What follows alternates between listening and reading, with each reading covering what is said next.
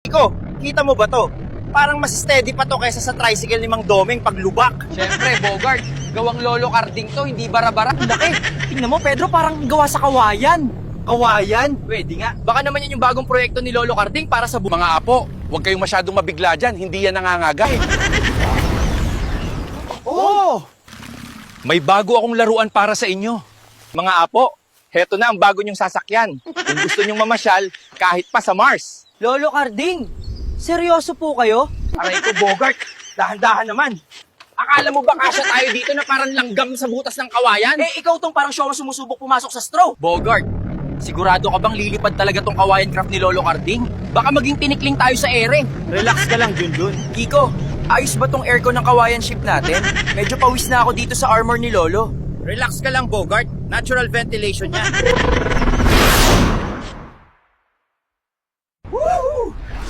Kiko, hawak ka mahigpit!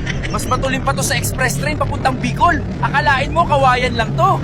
Bogart, tingnan mo yung mga ulap. Dumarami na, parang uulan na ng malakas. Nakikita ko, Kiko. Bilisan na natin. Ayaw kong maabutan tayo ng bagyo dito sa kawayan cruiser ni Lolo.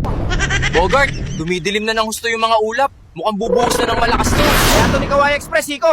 Konting kembot lang, lampas na tayo dito. Umaapo yung makina. Anong gagawin natin? Tawagan natin si Lolo Carding. Siya lang makakaayos nito. Hanapin mo yung Kawayan cellphone. Akala ko ba sa Mars tayo pupunta? Mukhang delubyo to, hindi outer space. Konting turbulence lang to, Kiko. Mars? Akala ko bagyo lang pala. Sira-sira na. Bilis! Yung jet!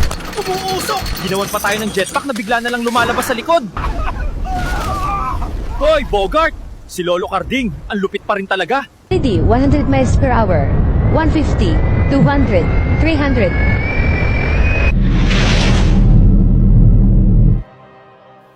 Ito pala, sinasaktan yung kaibigan. Kaya natin kumilang. Stand by.